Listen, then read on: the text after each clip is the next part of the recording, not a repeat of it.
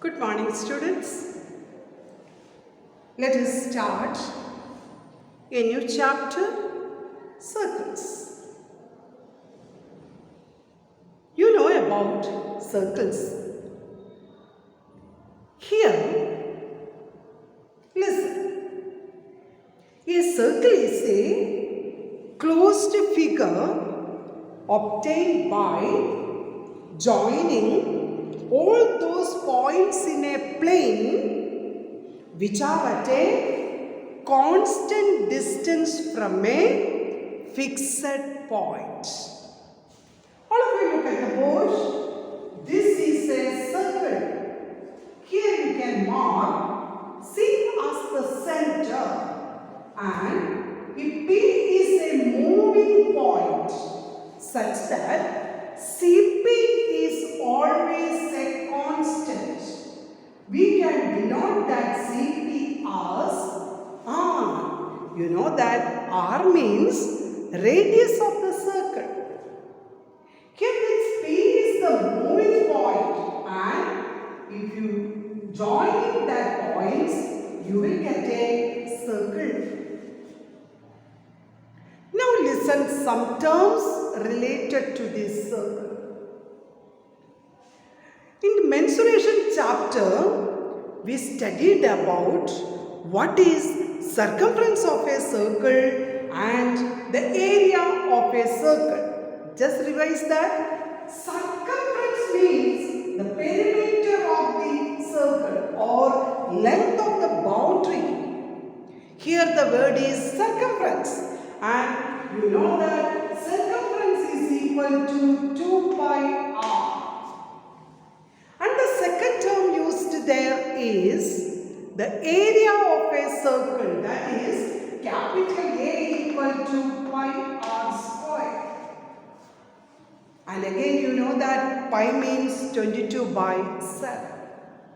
But here we deal with some other terms. Listen, what are the terms used here? Here we can draw a circle. This is the circle. Okay, students? Then, one by one, I will explain the terms. First one is, if you take any 2 points on the circumference of the circle, A and B are any 2 points on the circumference, and if you join these 2 points, you will get a chord, C-H-O-R-D. Chord of the circle means joining any 2 points on the circumference. The line segment is known as chord. AB is the chord, and can you say what is the longest chord of the circle? Yes, diameter is the longest chord of the circle. This is the longest chord, diameter. And here, this chord divides that figure into 2. One is this part. Look at the board.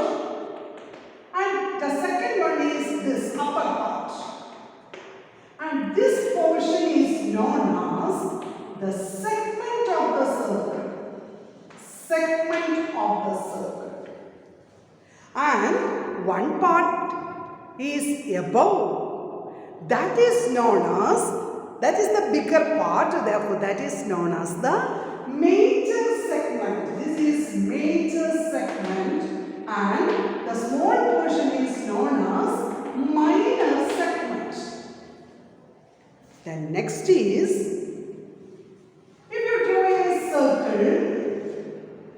and this AB, this curve is known as an arc of the circle. Arc, A-R-C, arc of the circle. And here also, this portion is the minor arc, and the above portion is known as the major arc of the circle. Understand? Then one more part is, if you draw a circle, and you know that this is the OA is the radius of the circle, and OB is also the radius of the circle. And the portion between this arc and this radius or this OAB, this portion, or I will shade that portion.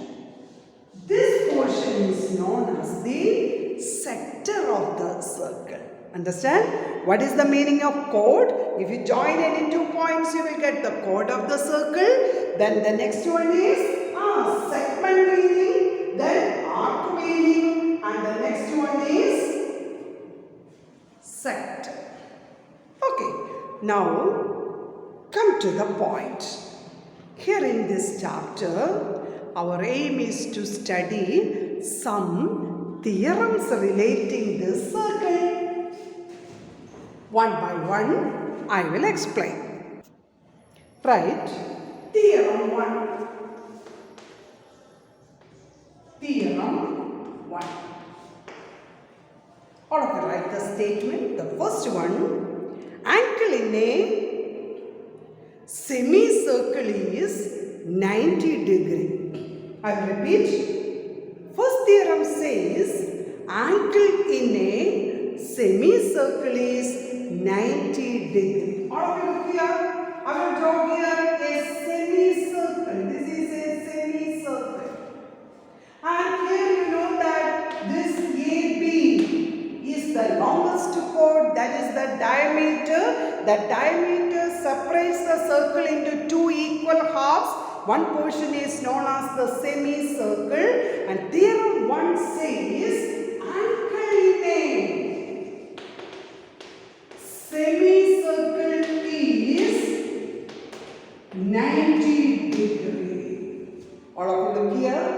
When you start from this A and touches the circumference at the point P and comes to the point B, then this theorem says angle APB is equal to 90 degree.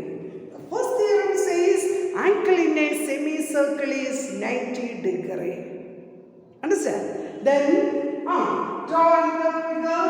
This is also a semicircle. A is the initial point and B is the terminal point. We start from the point A and we end with point B. Then we say that angle in a semicircle. From that theorem 1 you can say that angle APB equal to 90. You can draw so many angles there. Then angle AQB is also 90 and angle ARB is also 90 and angle ASB is also 90. Therefore, remember the point. The first one is angle in a semicircle is 90 degree. Is it clear? What is the starting point? A is the starting point, touching to the top, then comes to the point B. That angle APB is 90 degree. Listen, students. The second theorem says angles in the same segments are equal. I already told you what is the meaning segment. You can draw a circle here. This is a circle and suppose this is the chord. AB is the chord. Then that AB divides that figure into 2 parts. One is the upper part and here that part is known as the major segment. If you take 2 angles in that major part, APB, is it 90? Is it APB 90? No, this AB is not the diameter or this side is not a semicircle. Theorem 1 says angle in a semicircle is 90 degree. But here the AP is below that center. Then if APB equal to X, then AQB is also X and ARB is also X. That is the meaning of angle in the same segments. What is the starting point, students? Yes, A is the starting point, B is the terminal point. Look here, first one from A to P, P to B. Second one is A to R to B. Then A to Q, Q to B. Therefore, we can say that angle APB equal to angle AQB is equal to angle ARB is equal to x degree. That is the meaning. Angles in the same segments are equal. I will give you one example. Look at the board. AB is the chord and APB equal to 60 degree. That is given in the question. APB equal to 60 degree. Then my question is, what is AQB? What is AQB? Only one sentence answer. AQB is equal to, and AQB is equal to 60 degree. Can you write the reason? Within bracket you have to write the reason. What is the reason? The reason is angles in the same segments are equal. Right? Always write the reason. That is very important. Angles in the same segments are equal. Suppose one more question. Can you say what is ASP? AS, suppose the top part is S. Can you say what is ASP? ASP is also 60 with the same reason. One more example I will give you. All of you look at the board and write down. You can do by yourself. This is the PQ. You can mark and write PQ. Suppose this yes, P, yes, Q is 70 degree. My question is, what is PRS? Say loudly, what is PRS? Yes, PRS is also 70 degree. That is about second theorem. Understand the second theorem? Okay, now the third one. Look here. Next is theorem 3. Theorem 3 says, which an arc substance at the center is double that which substance at the circumference of the circle. I will explain. Angle which an arc of a circle substance at the center is double that which is substance at any point on the remaining part. Actually very simple. All of you here. You know that this is the circle. AB is the chord actually, isn't it? There is one chord like this. Oh no, such line. Then this O is the center. Then this angle AOB is known as the central angle. Listen very carefully.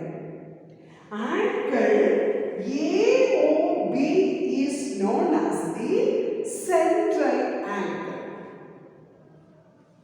I want to explain once again which is the starting point, students.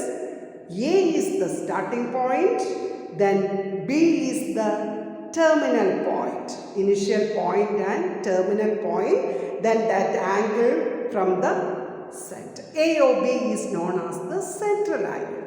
But theorem 3 says this A and B form an angle at the remaining part of the circumference, means at the circumference. This B is a point on the circumference of the circle. Then this theorem says angle AOB is equal to 2 into angle APB. Angle, central angle is double which the same arc substance at the circumference. I will give one example, then it will be easy for you. Suppose this circumference angle is 30, APB equal to 30, then AOB equal to 60. The statement is very lengthy, but the answer is very simple. If the circumference angle is 30, then this central angle is 60. Copy that. I will change the question. Okay. Then the next one is, if the circumference angle is 40, then you can put question number 2. Then what is AOB? That is 80. That is 8. Then how can you reverse this statement? Question number 3. Suppose AOB equal to 120. AOB is equal to 120. Then can you say what is APB? 120, half of 120? Yes, 60 degree. You can write there, angle AOB is equal to 120. Then angle APB is equal to half of 120. That is equal to 60 degree. That is equal to 60 degree. Understand this? That theorem? Theorem 3 is, that's actually very simple theorem. One more question. Question number. This AOB is known as the circle angle. Somewhere APB is like this. If it is 100, the central angle is 100, then this APB, that is 50. Remember the point AOB. A is the initial point, O is the central point, B is the terminal point. But in the case of APB, A and B always same, then only you can apply this theorem. Therefore, APB is half of AOB. That is theorem. We can do problems in the second class. First, all of you study the theorems now. Okay? All of you write the fourth property or fourth theorem, theorem 4. The opposite angles of a cyclic quadrilateral are supplementary. The opposite angles of a cyclic quadrilateral are supplementary. Now listen students, here two terms. One is cyclic quadrilateral. Understand? Then second one is supplementary. Two angles, two terms are there. I will explain one by one. Listen. All of you know about quadrilateral. What's the meaning quadrilateral?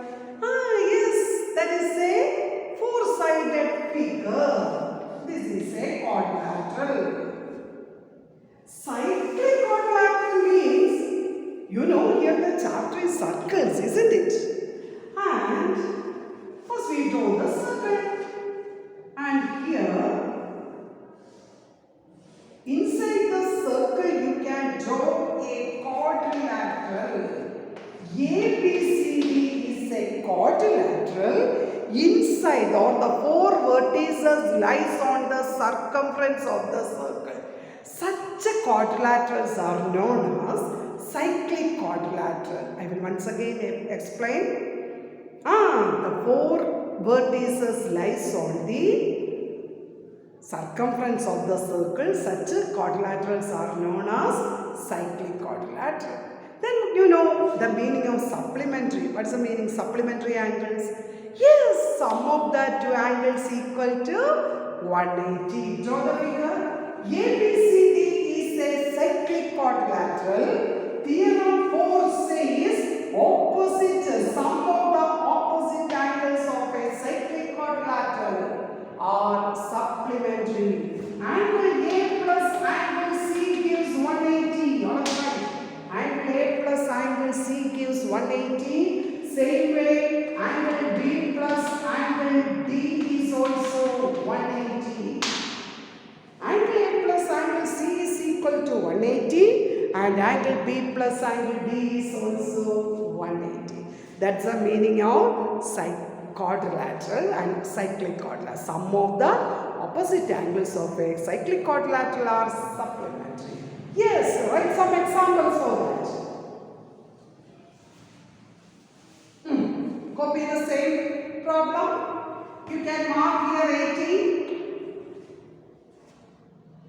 Angle A is equal to 80. When you write angles, usually write in 3 letters. Here I just explain. Angle DAB equal to 80 degree. My question, what is BCD? BCD. According to theorem 4, angle A plus angle C is 180. Therefore, angle BCD is 180 minus 80. Say the answer loudly. 100. Okay, students? Right? Angles, some of the opposite angles of a cyclic quadrilateral. Suppose this is 60. Angle ADC equal to 60. Second my question, what is ABC? ABC is 180 minus 60. That is equal to 120 degree. That is equal to 120 degree. Okay, then write one more question.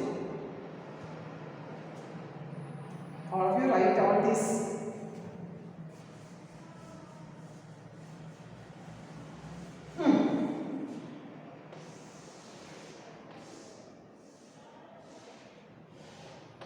PQRS is a cyclic quadrilateral, isn't it? My question is angle, this is 70.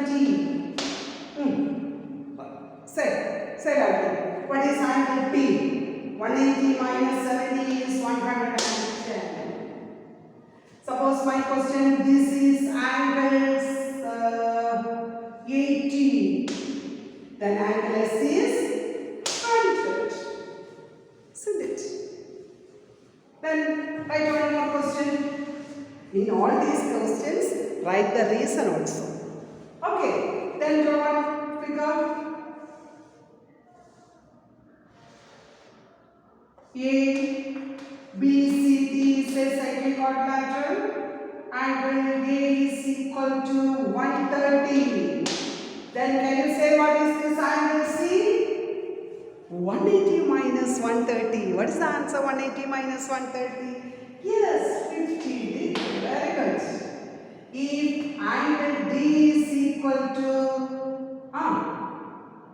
40, then what is angle B? 180 minus 40 is 140. Then one more theorem, just listen.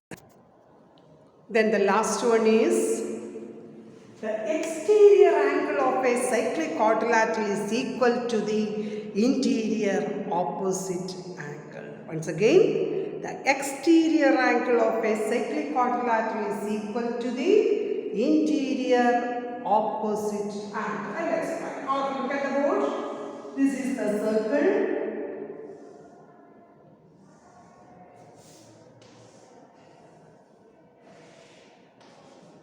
ABCD is a cyclic quadrilateral.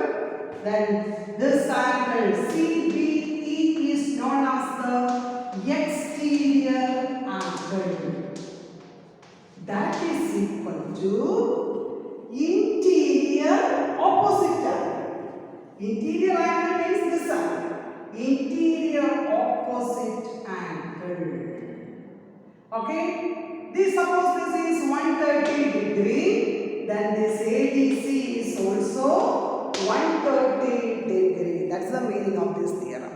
Exterior angle of a cyclic quadrilateral is equal to the interior opposite angle. This is the meaning exterior angle, that is equal to interior opposite